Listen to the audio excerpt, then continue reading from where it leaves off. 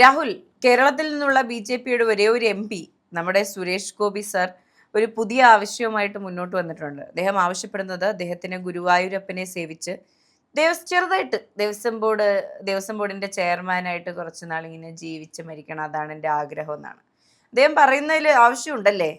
തീർച്ചയായിട്ടും. ഇപ്പം അദ്ദേഹത്തിൻ്റെ ഇത്തരത്തിലുള്ള ആവശ്യങ്ങൾ നമ്മൾ നോക്കിക്കഴിഞ്ഞാൽ, എനിക്ക് ബ്രാഹ്മണനായിട്ട് ജനിക്കാൻ അവസരങ്ങൾ കിട്ടിയിരുന്നെങ്കിൽ ഞാൻ ബ്രാഹ്മണനായി ജനിക്കാൻ ആഗ്രഹിക്കുന്നു അടുത്ത ജന്മത്തിലെന്ന് പരസ്യമായി പറഞ്ഞിട്ടുള്ള ആളാണ് അതെ, അതെ, സുരേഷ് അതെ. ഗോപി. ഓരോരുത്തർക്കും ഓരോ ആശയങ്ങളായിരിക്കും. ഇപ്പോൾ അദ്ദേഹത്തിനെ സംബന്ധിച്ച് അദ്ദേഹം ഹൈന്ദവ വിശ്വാസത്തിൽ ഈ ബ്രാഹ്മണിക്കൽ ഹിജിമണി അങ്ങനെയുള്ള ആ സംഭവങ്ങളെ അദ്ദേഹം കൂടുതൽ ഇഷ്ടപ്പെടുന്ന ഒരാളാണ്. ഇപ്പോൾ ബ്രാഹ്മണിക്കലായിട്ട് ബ്രാഹ്മണ രീതിയിൽ പൂജ, ബ്രാഹ്മണനാകുക എന്ന് പറഞ്ഞാൽ ദേവതാ എന്തോ ഒരു പൂജ. വലിയ സംഭവമാണെന്ന് ചിന്തിക്കുന്ന, ബ്രാഹ്മണന്മാർ അടിപൊളിയാണെന്ന് വിചാരിക്കുന്ന, ബ്രാഹ്മണന്മാരെ നമ്മൾ പൂജിക്കേണ്ടവരാണ് എന്നൊക്കെ അതെ വിചാരിക്കുന്ന ഒരു പഴയ ഒരു ചിന്താഗതി ഉണ്ടല്ലോ. ഇപ്പോഴും അത് ഉള്ളവരുണ്ട്.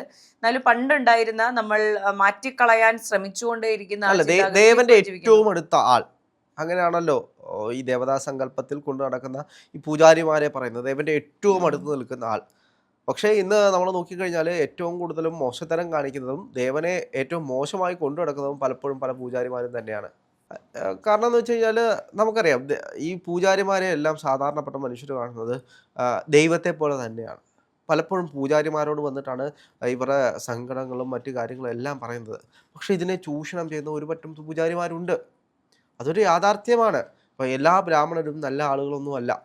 ഇപ്പോൾ ദേവനെ മാത്രം പൂജിച്ച് ദേവനിൽ മാത്രം ലയിച്ച് കഴിയുന്ന ഒരുപാട് ആളുകളുണ്ട്. ഉം. പക്ഷെ അതേപോലെ തന്നെ ഇതിൻ്റെ മറവിൽ ഇതിനെ നശിപ്പിക്കാൻ വേണ്ടി ശ്രമിക്കുന്ന, അല്ലെങ്കിൽ ഇത് ചില പൂജാരിമാർക്ക് ദൈവത്തിൽ പോലും വിശ്വാസമില്ല.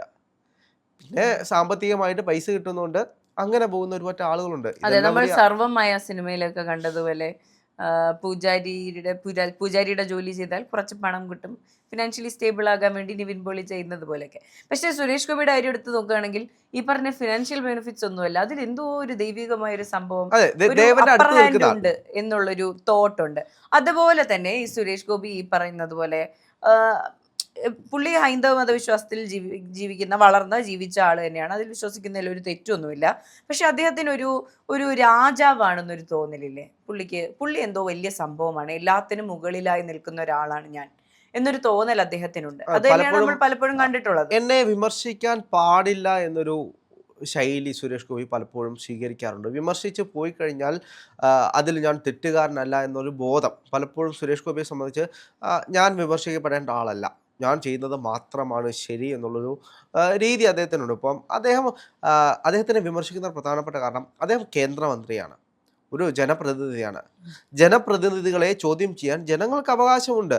ഇപ്പോൾ ഇന്ന് തന്നെ അദ്ദേഹത്തിൻ്റെ ഒരു പ്രസ്താവന എന്ന് പറയുന്നത്, വിഴിഞ്ഞം തുറമുഖം കൊണ്ടുവന്നത്, ഇപ്പോൾ പ്രധാനമന്ത്രി നരേന്ദ്രമോദി ഒരു പുസ്തകം എഴുതുകയാണെങ്കിൽ അതിലെഴുതുന്ന പേര് സുരേഷ് ഗോപിയാണ് വിഴിഞ്ഞം പദ്ധതി കൊണ്ടുവന്നത് എന്നുള്ള രീതിയിലൊക്കെ അദ്ദേഹത്തിൻ്റെ പ്രസ്താവനകൾ കണ്ടു. ഒന്ന് ആലോചിച്ച് നോക്കൂ.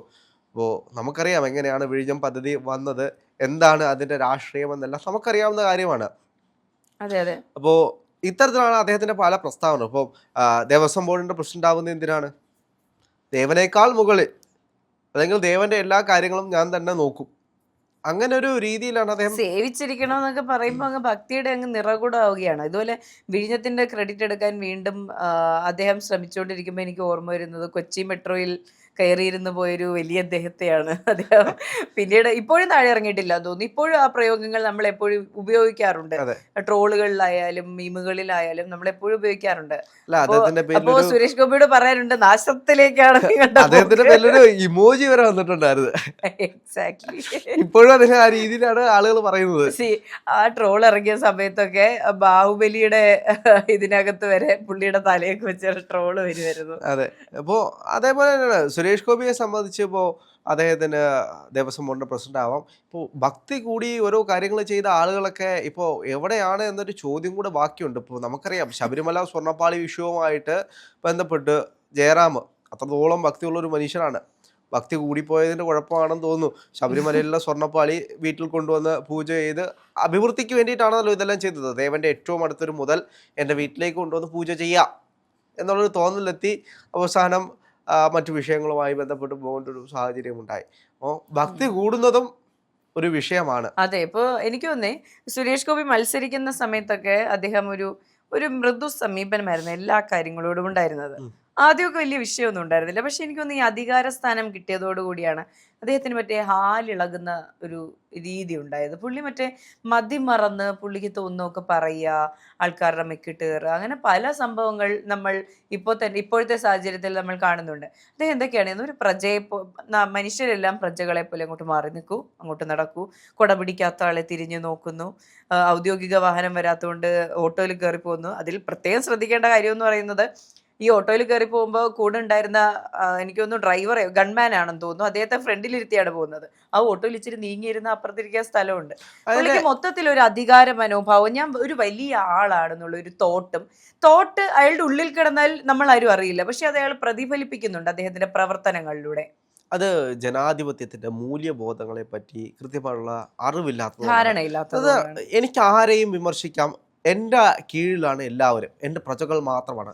ഞാനൊരു അധികാര സ്ഥാനത്ത് എത്തുകയാണെങ്കിൽ, ഇപ്പോൾ നമുക്കറിയാം ഇവിടുത്തെ പഞ്ചായത്ത് മെമ്പർമാരാണെങ്കിലും വാർഡ് മെമ്പർമാരാണെങ്കിലും ഞാനാണ് ഇവിടുത്തെ രാജാവ് എന്നുള്ള ആറ്റിറ്റ്യൂഡ് തന്നെയാണ് പല ആളുകൾക്കുള്ളത്. അതേപോലെ തന്നെയാണ് സുരേഷ് ഗോപിക്കുള്ളത്. പക്ഷേ സുരേഷ് ഗോപി അത് പ്രകടിപ്പിക്കും. ഇവിടുത്തെ സാധാരണപ്പെട്ട കൗൺസിലർമാരൊക്കെ ആണെങ്കിൽ അത് പ്രകടിപ്പിക്കത്തില്ല. അടുത്തോട്ട് വോട്ട് കിട്ടി ഇവരെ തന്നെയല്ലേ ജയിപ്പിക്കേണ്ടത്. അതുകൊണ്ട് അവരങ്ങനെ കാണിക്കില്ല. ചിലർ കാണിക്കുന്നവർ അടുത്ത തെരഞ്ഞെടുപ്പിൽ തോൽക്കും, സ്വാഭാവികമായിട്ട് നമ്മൾ കണ്ടിട്ടുള്ളതാണ്. പക്ഷെ സുരേഷ് ഗോപിയെ സംബന്ധിച്ച് സുരേഷ് ഗോപി അത് പ്രകടിപ്പിക്കും. എന്താ നിനക്കത് പിടിച്ചാൽ. ഇപ്പോൾ കഴിഞ്ഞ ദിവസം തന്നെ അദ്ദേഹം അതായത് ക്ഷേത്രത്തിൽ പോകാൻ വേണ്ടിയിട്ട് ഒരു നേരിയത് വിട്ട് നേരെ ഡ്രൈവർ വരാത്തോണ്ട് ഓട്ടോ കയറി വിളിച്ചു വന്നു. ആ വണ്ടി ഇങ്ങ് വന്നു, ഈ പറഞ്ഞ ഔദ്യോഗിക വാഹനം വരികയും ചെയ്തു. അദ്ദേഹം ഇങ്ങനെ കുറെ കാട്ടിക്കൂട്ടലുകൾ കാണിക്കുന്നുണ്ട്.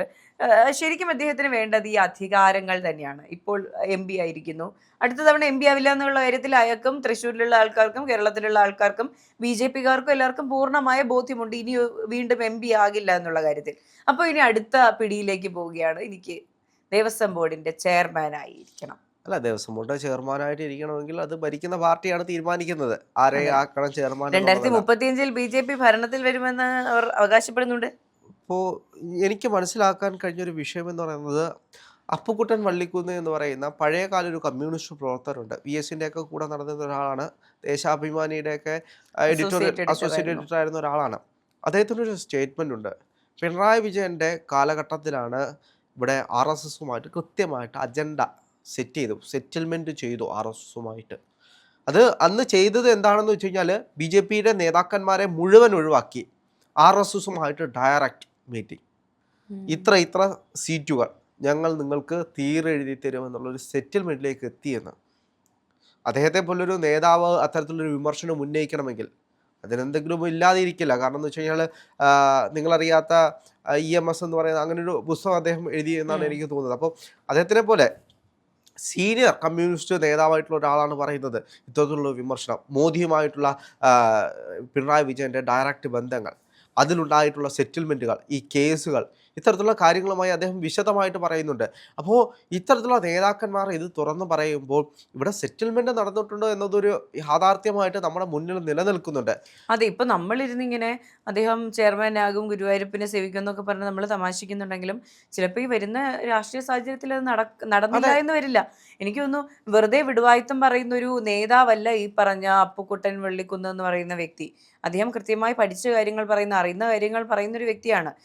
M മണിയെ പോലെയോ സജി ചെറിയാനെ പോലെയോ വെറുതെ ഇരുന്ന് പറയുന്ന ഒരാളൊന്നുമല്ല.